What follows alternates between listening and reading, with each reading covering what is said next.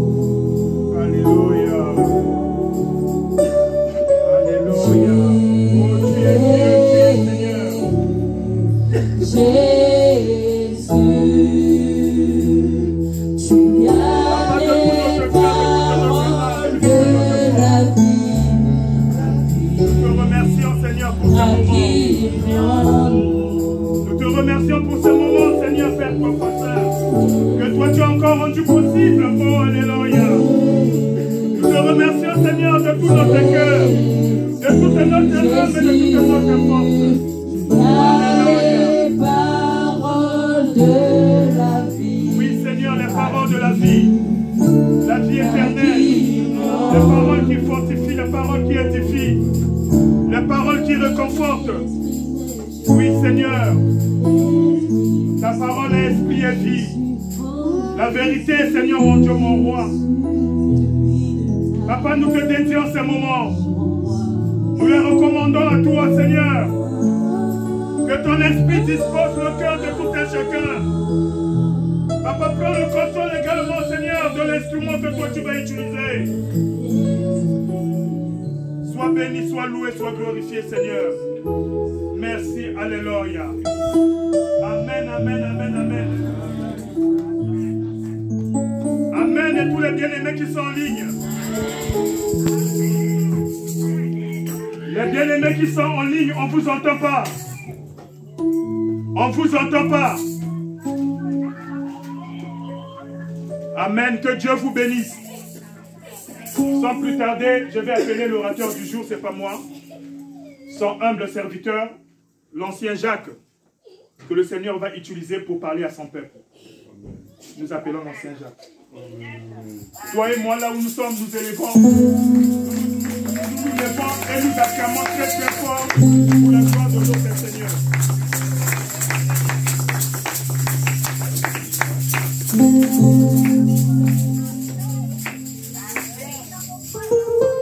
Amen, peuple de Dieu. Amen. Avant de commencer, je vais demander au protocole de m'apporter le gel pour désinfecter.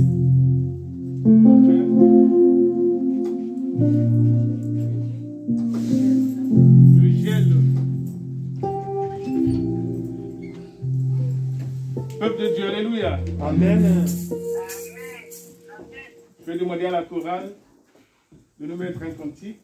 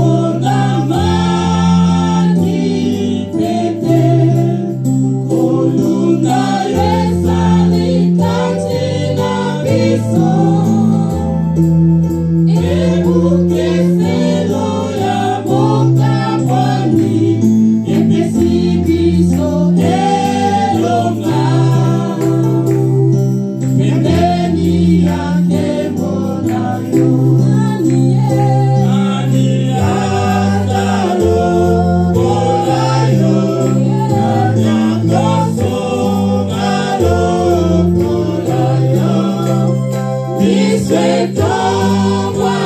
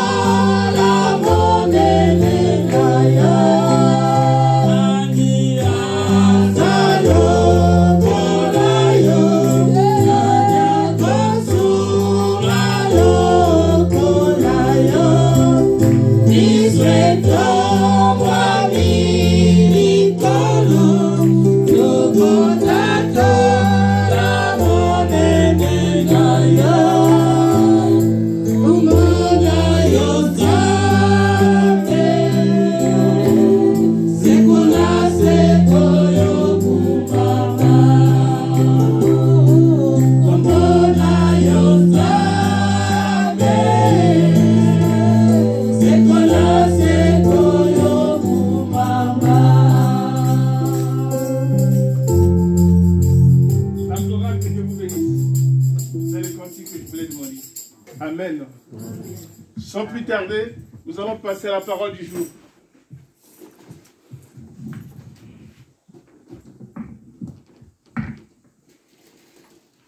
Nous allons lire ensemble pour que nous comprenions. Revenez d'abord au titre, s'il te plaît.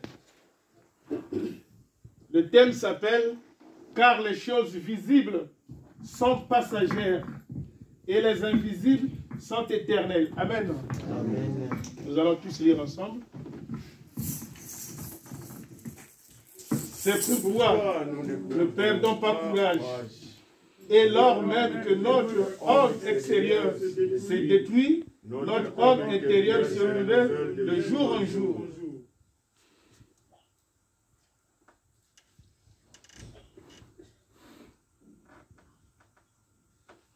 Ah non, ça continue. 4 et 16.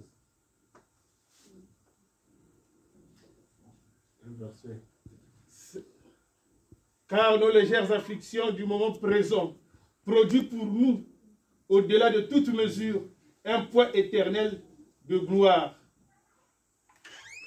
Parce que nous ne regardons point aux choses visibles, mais à celles qui sont invisibles. Car les choses visibles sont passagères et les invisibles sont éternelles. Amen. Amen. Donc, les choses visibles, elles sont toujours passagères. Les invisibles, elles demeurent éternelles. Amen. Amen. Donc, l'être humain, la majorité, nous avions tendance à nous limiter à ce que nous voyons, à ce que nous percevons, à ce que nous sentons, à ce que nous touchons, ce que notre sens physique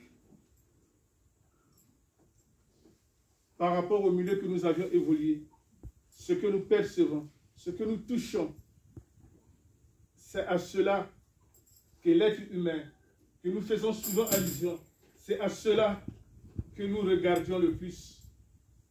Et nous oublions que il y a aussi une autre réalité, une autre vie, celle de l'invisible. Nous oublions souvent qu'il y a une réalité des choses invisibles. Les choses qu'on ne peut voir avec l'œil naturel. Nous nous contentons de ce que nous percevons, de ce qui est à perte de vue. À perte de vue, ça veut dire que c'est quelque chose que l'œil naturel peut voir, mais avec une certaine distance. Et ces choses-là, c'est celle-là qu'on appelle à perte de vue. Mais ce n'est pas une vision. C'est la vue normale. Je peux donner un exemple. Lorsque, par exemple, pour tous ceux qui ont déjà pris le train, avant d'entrer à Blois, que tu viens de Paris ou d'Orléans ou d'où, avant d'entrer à Blois, de loin, avec tes propres yeux, tu aperçois la ville de Blois. C'est ça qu'on appelle à perte de vue. Donc, au moment que nous étions encore à perte de vue, tu peux dire j'ai vu le château, ainsi de suite. Donc, c'est ça qu'on appelle à perte de vue. Amen. Amen. Donc, c'est à ce niveau-là que souvent l'être humain se limite.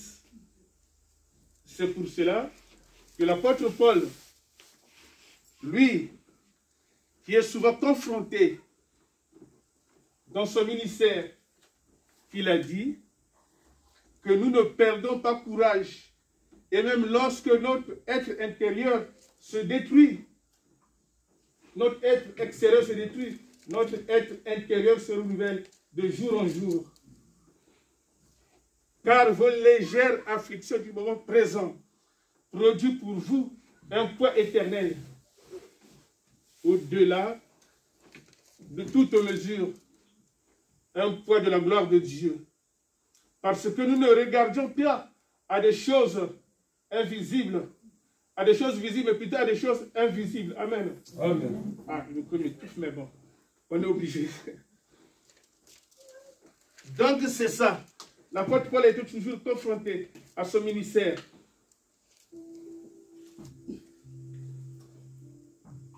C'est pour cela qu'il a dit, nous ne regardons pas seulement aux choses visibles, à celles qui sont invisibles. Si ce corps est détruit, mais le corps qui est à l'intérieur, lui se renouvelle chaque jour. Par la grâce de Dieu, lui renouvelle ce corps. La première pensée par rapport au texte que nous venons de lire, quand je l'ai lu, ça m'a inspiré. La réalité du monde invisible.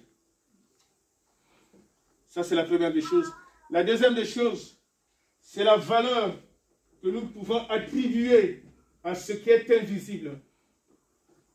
Nous devrions attribuer de la valeur à ce qui est invisible. Lorsque nous avions attribué de la valeur à ce qui est invisible, Dieu agit puissamment en nous. Parce que il existe bien un monde invisible. Le monde que nous ne pouvons percevoir. Celui de la science décrit n'est pas tout. Même s'il échappe à notre perception sensorielle.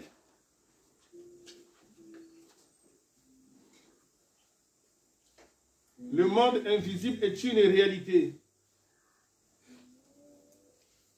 Il existe des choses invisibles. Et la Bible parle en particulier des lieux célestes où vivent des êtres immatériels qu'on appelle esprits. Donc, les êtres immatériels, ce sont les esprits. Tout ce qui est esprit est immatériel parce qu'on ne peut le toucher, on ne peut le voir avec l'œil naturel. Notre Seigneur, il est esprit. Notre Seigneur Jésus-Christ, il est esprit. On ne peut le voir à l'œil nu si ce n'est que nous sommes aussi en esprit.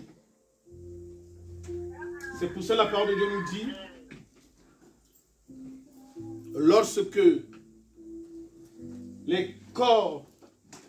le corps se convertisse, le voile est ôté. Or, Christ est esprit. Là où est l'esprit de Christ, là où est la liberté. Amen. Nous tous, le visage découvert, contemplant comme dans un miroir la gloire de notre Seigneur, nous sommes transformés pour la même image de gloire en gloire. Amen. Amen. Si tu trouves ça, tu peux mettre ça. C'est 2 Corinthiens 3, à partir du verset 16, je pense. Donc, je voudrais dire que Christ, il est esprit. Christ n'est pas comme certains de nos confrères le représentent avec des figurines. Mais notre Seigneur, il est esprit. Que ceux qui l'adorent doivent l'adorer en esprit et en vérité. Tu as trouvé?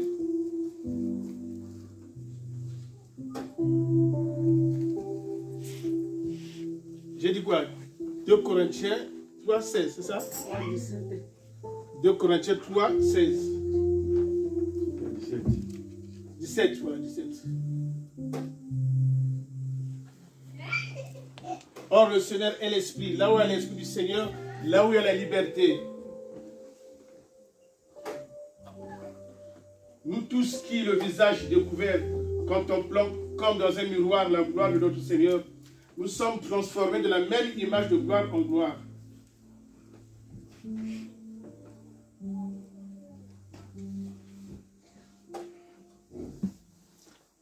Tu as mis 18 aussi? 18. Voilà. Nous tous qui, le visage découvert, contemplant comme dans un miroir la gloire de notre Seigneur, nous sommes transformés en la même image de gloire en gloire par le Seigneur et l'Esprit. Donc le Seigneur, il est esprit. Notre Seigneur, il est esprit. Et nous devrons avoir à nous contenter sur les choses invisibles.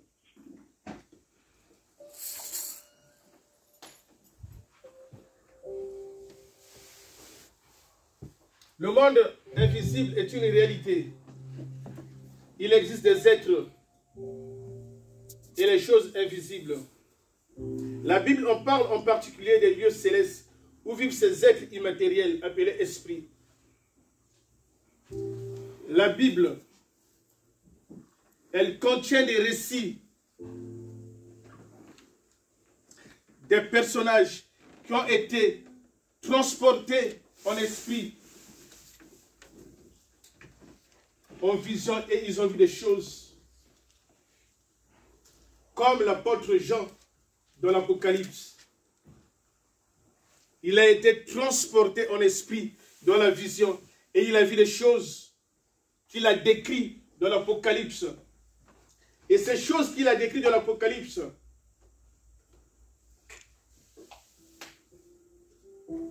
si, toi et moi mon frère, si nous n'apportions pas l'importance des choses invisibles, tu diras, nous dirons, que c'était imaginaire, ce que l'apôtre Pierre plutôt a eu dans l'Apocalypse.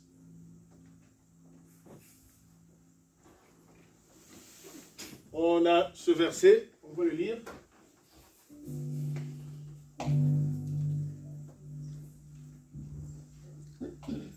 Apocalypse 4, 8. La parole de Dieu nous dit, les 4 êtres vivants. Ouais, c'est les 4 êtres vivants.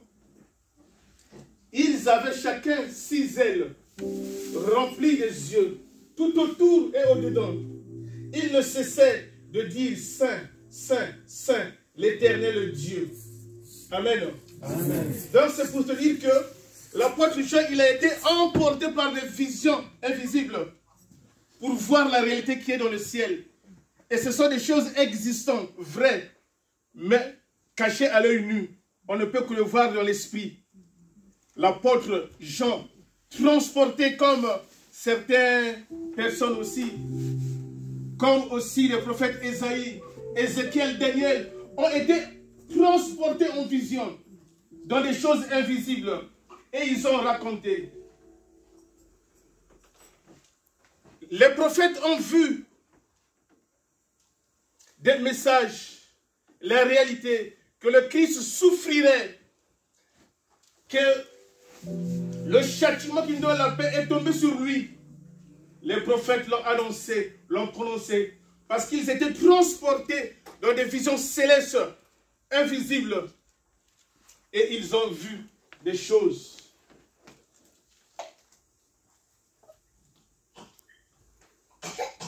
De même aussi,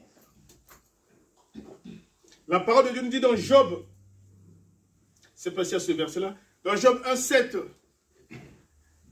la parole de Dieu nous dit, un jour, les enfants de l'Éternel se présentaient devant l'Éternel. Satan vint aussi au milieu d'eux, et l'Éternel lui demanda, d'où viens-tu? Satan répondit à l'Éternel, de me promener et d'y parcourir la terre. Ce sont des scènes vraies, existantes, mais invisibles à l'œil nu. C'est pour cela, l'apôtre Paul, confronté à son ministère, il dit, nous ne perdons pas courage, même lorsque notre corps extérieur se détruit, notre corps intérieur se renouvelle chaque jour. Alléluia.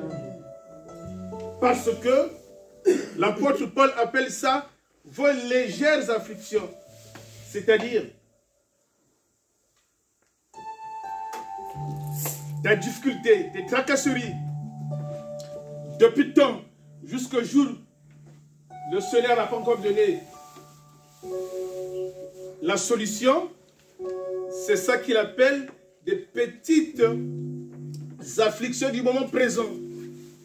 Et cela produit pour vous un poids au-delà de toute mesure, un poids de gloire, parce que nous ne regardions pas à des choses visibles, mais à celles qui sont invisibles, car les choses visibles sont passagères et les invisibles demeurent. Amen. Parce que dans ta propre vision, tu ne vois pas ce que le Seigneur est en train de te débarrasser.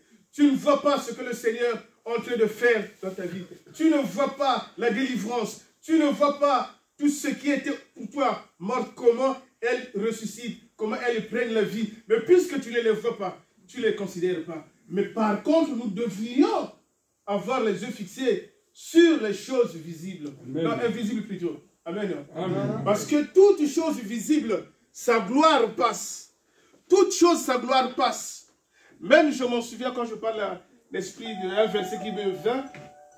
Ça n'a pas été revu pour le moment. La parole de Dieu nous dit, toute l'herbe, sa gloire est dans la fleur.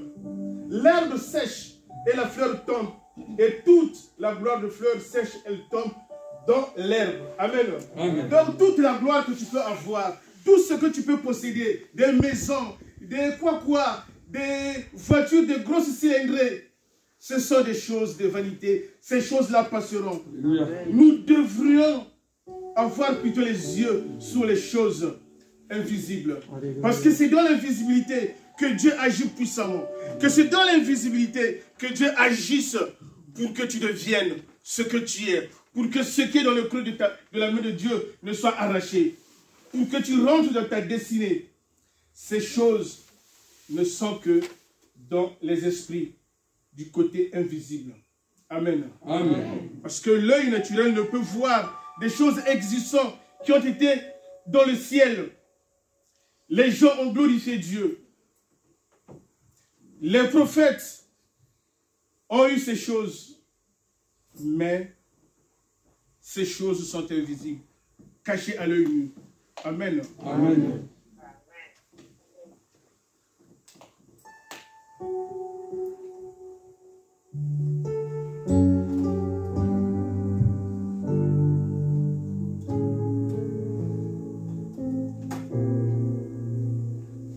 Vous savez, pendant un moment aussi, l'apôtre Paul, lui, dans son ministère, il a été confronté à plusieurs reprises. Mais il aimait la parole de Dieu. Il veut bien annoncer la parole de Dieu. Mais il a été confronté à plusieurs choses. Et nous savons bien l'histoire. Il y a eu un moment, l'apôtre Paul, il était à Thessalonique. Les Juifs de Thessalonique l'ont mal reçu, l'ont compliqué, des injures. Il voulait même le faire mourir. Il est parti à Déré. Et c'est là qu'il disait,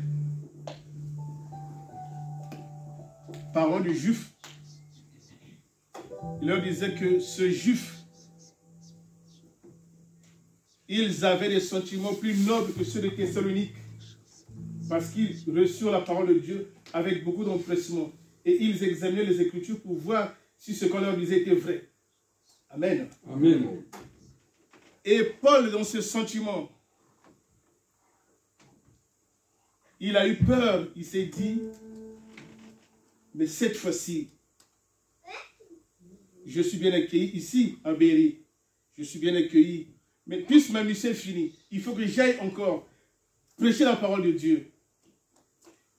Là, cette fois-ci, qu'est-ce qu'il a dit? L'apôtre Paul, il vient devant les Juifs.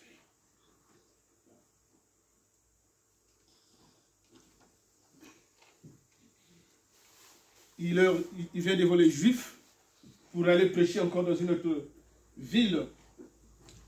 Et c'est là que l'apôtre Paul constate encore qu'il y a vraiment de l'opposition, qu'il y a vraiment de l'opposition à son ministère.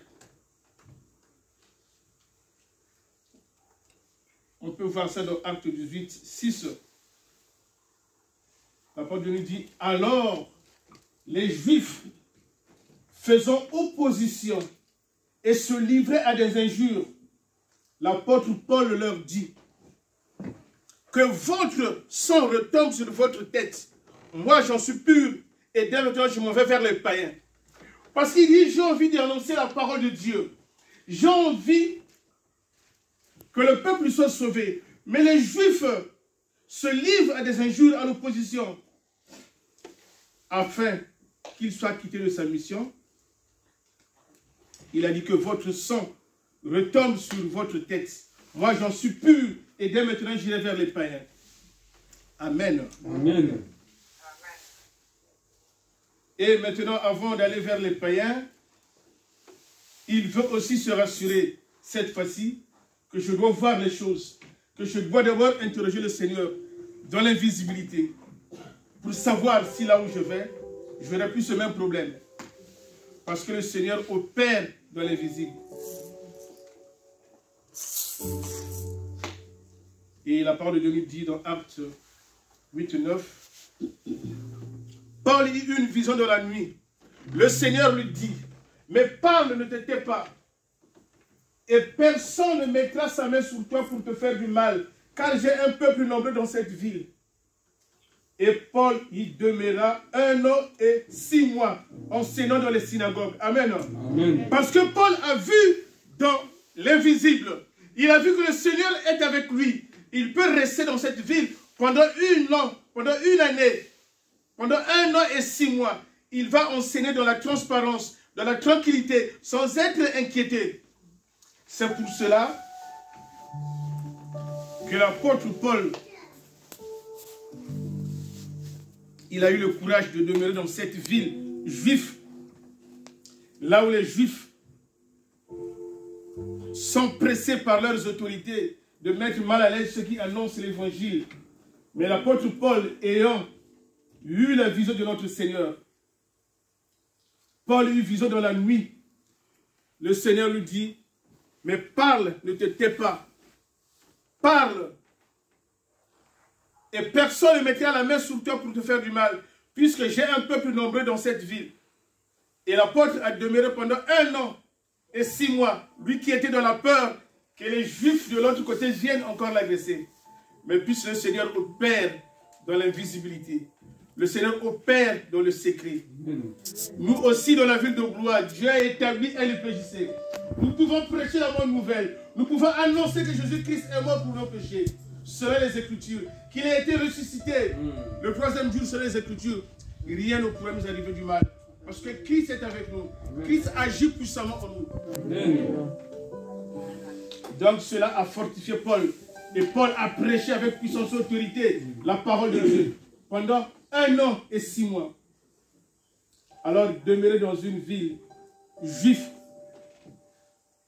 pendant 1 an et 6 mois, c'est pas facile si on n'a pas la puissance de Dieu. Amen. Amen. Donc la Bible, elle contient des récits d'apparitions d'anges visibles pour certains, cachés pour les autres. C'est comme aujourd'hui si le Seigneur, et aussi c'est ce qui se passe, les anges de notre Seigneur comme tout autour pour nous protéger. Mais elles sont visibles pour certains, cachées pour d'autres. Elles sont visibles pour ceux qui sont en esprit, qui tout le temps n'attendent pas seulement que j'aille à l'église pour être en esprit, mais depuis chez elle, depuis chez lui, il est en esprit et en vérité, dans sa façon de vivre, dans la droiture, dans la simplicité, il est dans la vérité. Et en ce moment-là, le Seigneur lui montre les choses cachées. Parce que tout à l'heure, j'avais dit, lorsque les cœurs se convertissent, le voile est ôté. Donc le voile que nous avions, pour que nous ne voyions pas la splendeur, la gloire de Dieu, la puissance, la magnificence de Dieu. Et ce voile est ôté parce que nous marchons dans la droiture, dans la piété. Amen. Amen. Jésus apparaît de ces choses comme les ayant vues et nous les comprenons car il venait du ciel. Nous allons voir ce que Jésus a dit. Tu as la référence, Jean 3, 10, 13. C'est une conversation de Jésus avec Nicodème. Mais nous n'avons pas besoin de cette conversation. Ce que nous avions besoin, c'est ce que Jésus a dit à Nicodème. Jésus a dit à Nicodème, tu es le docteur d'Israël et tu ne sais pas ces choses. C'est ça le problème de Nicodème.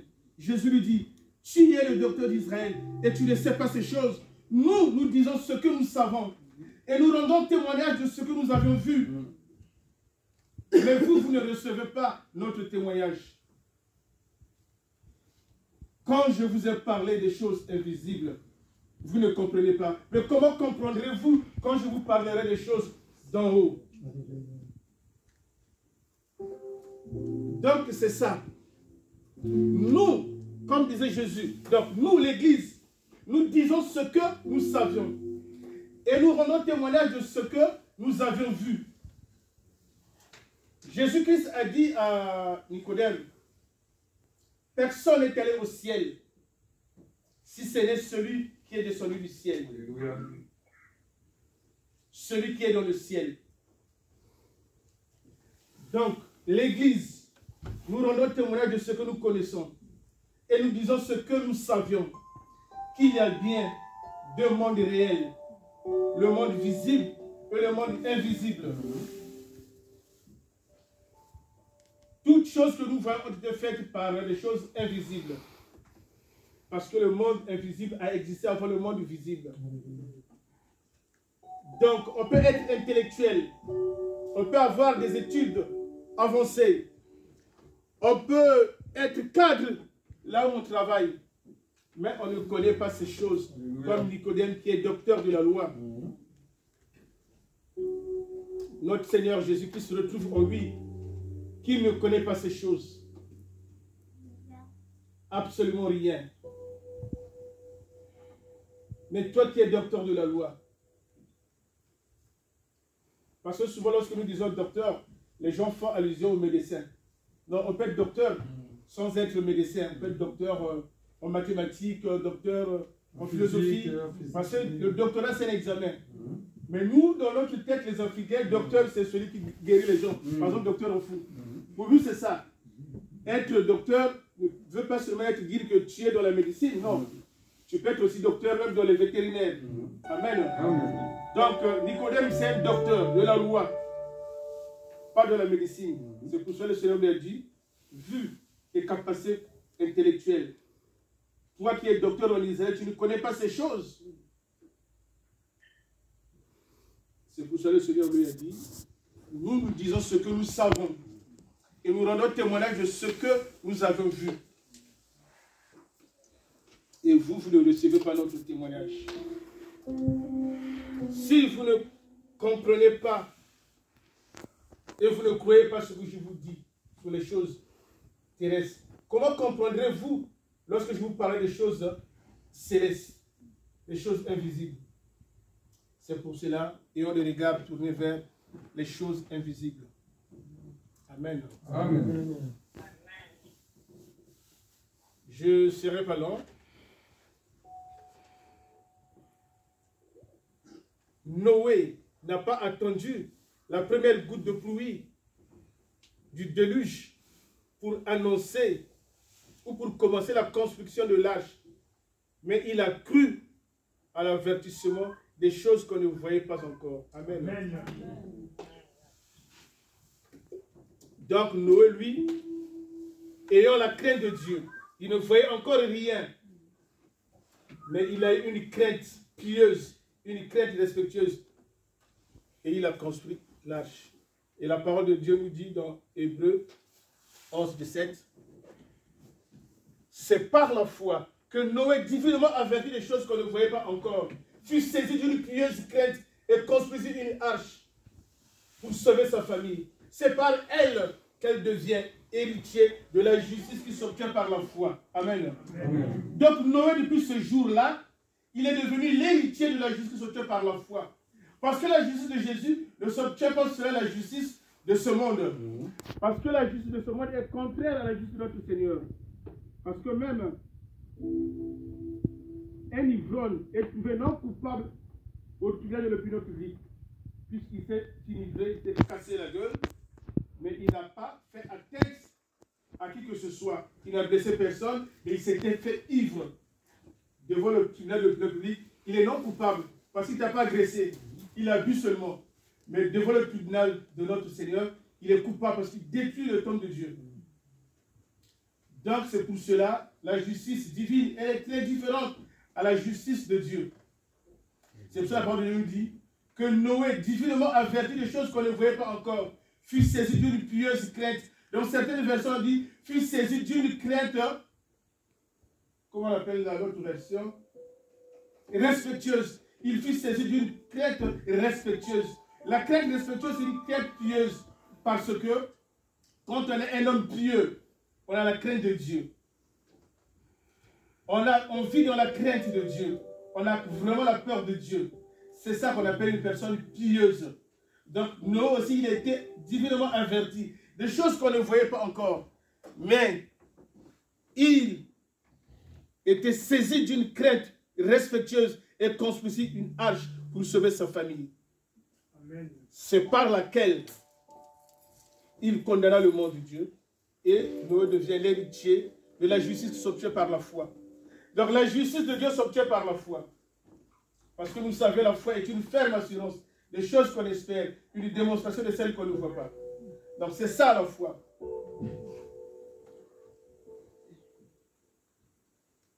On a aussi Hébreux 11, 27.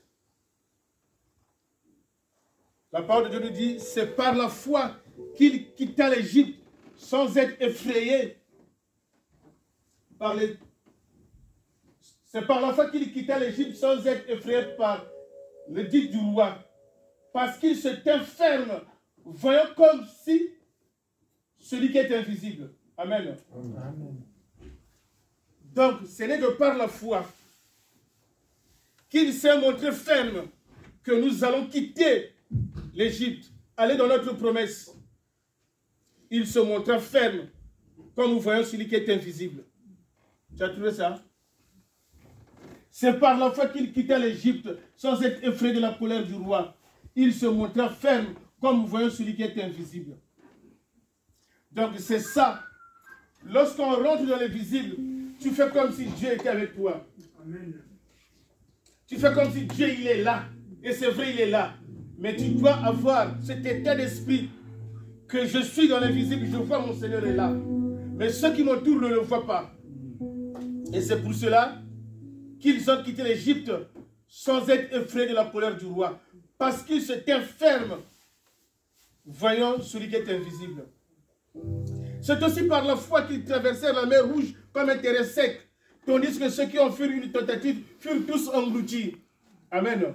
Ils se sont dit, Dieu avec nous, il est là. Nous, on va traverser.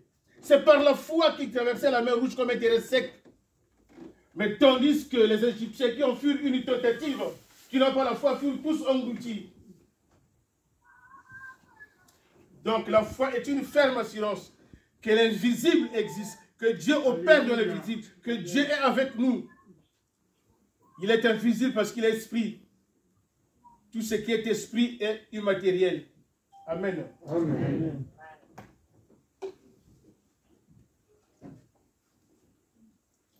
Et la parole de Dieu nous dit aussi, Hébreux 11, 24, que c'est par la foi que Moïse, devenu grand, refusa d'être appelé fils de la fille de Pharaon, estimant mieux être maltraité avec le peuple de Dieu que d'avoir une jouissance éphémère, parce qu'il avait les yeux fixés vers la récompense, car il savait l'opprobre du Seigneur était d'une plus grande richesse que les trésors d'Égypte, parce qu'il avait les yeux fixés vers la récompense, mes frères et sœurs. Moïse, il ne voulait pas être appelé fils de la fille de Pharaon, et pourtant Pharaon a élargi la tour. Mais la parole de Dieu nous dit, c'est par la foi que Moïse, devenu grand, refusa d'être appelé fils de la fille de Pharaon. Car estimant mieux avoir une... Attends, le gorge est sec.